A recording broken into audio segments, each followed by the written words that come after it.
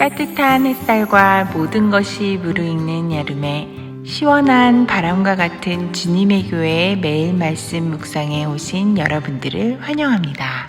네, 오늘 주시는 하나님 말씀은 예레미야 애가 4장 5절부터 7절 말씀입니다. 예레미야 애가 4장 5절부터 7절 말씀입니다. 우리 함께 한 목소리로 합독하겠습니다. 시작.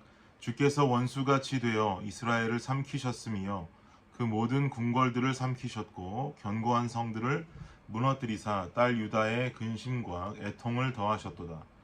주께서 그의 초막을 동산처럼 헐어버리시며 그의 절기를 폐하셨도다.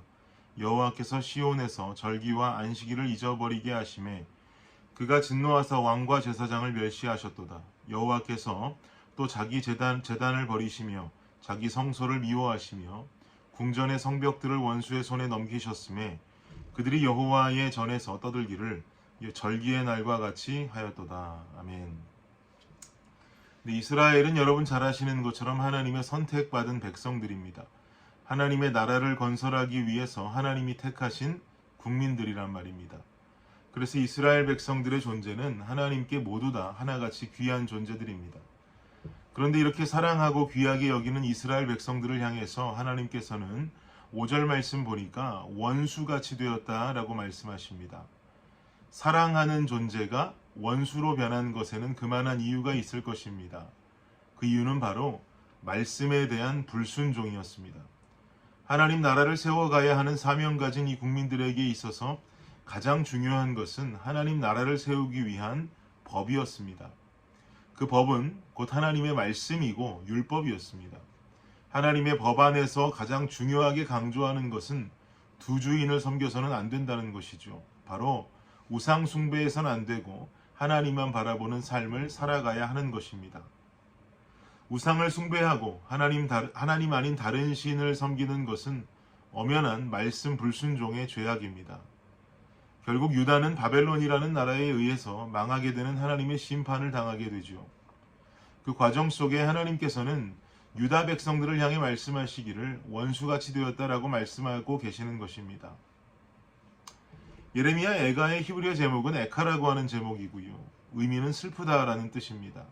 한자어로 풀이된 에가라는 말 또한 슬픔의 노래라는 뜻으로 역시 유다 백성들의 슬픔의 노래를 담고 있는 책이다라고 볼 수가 있습니다.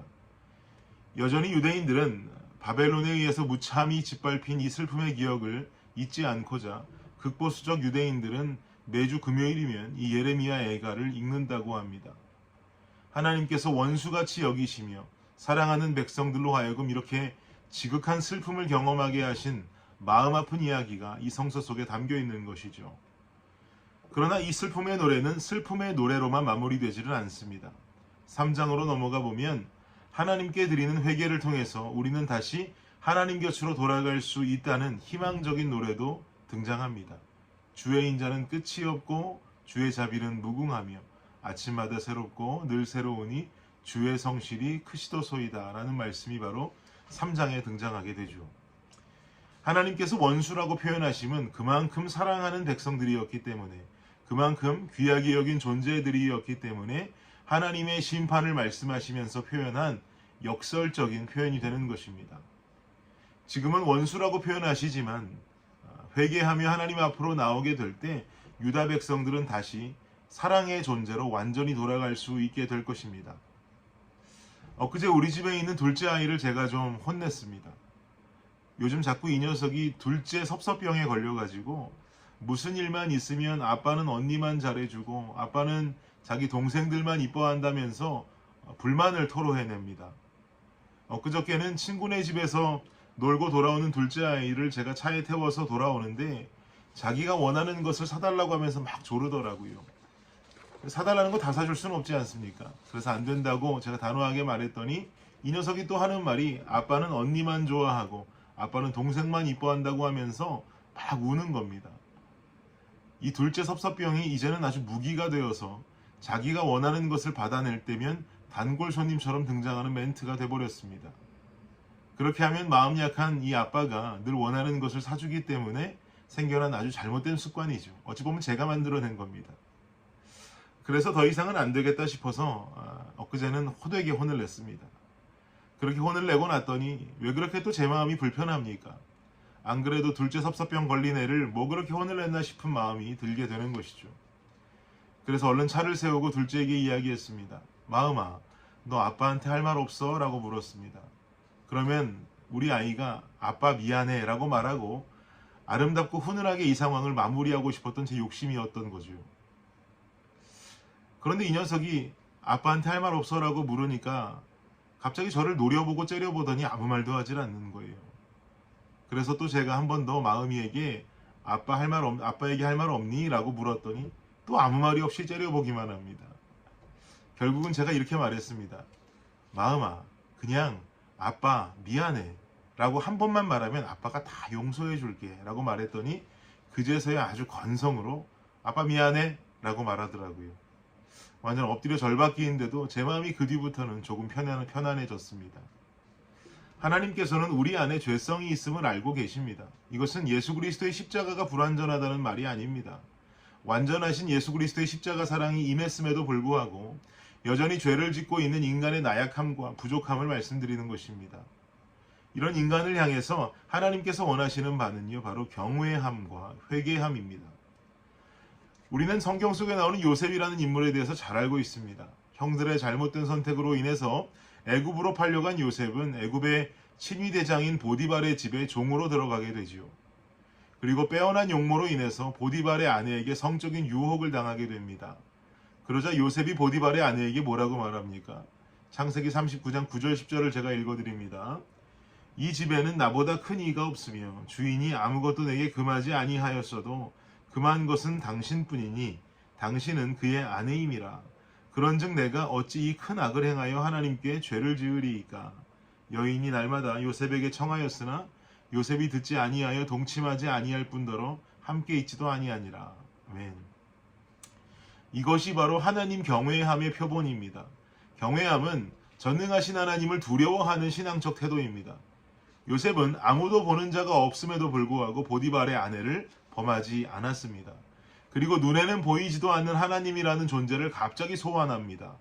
내가 어찌 큰 악을 행하여 하나님께 죄를 지으리이까 라고 말하지 않았습니까?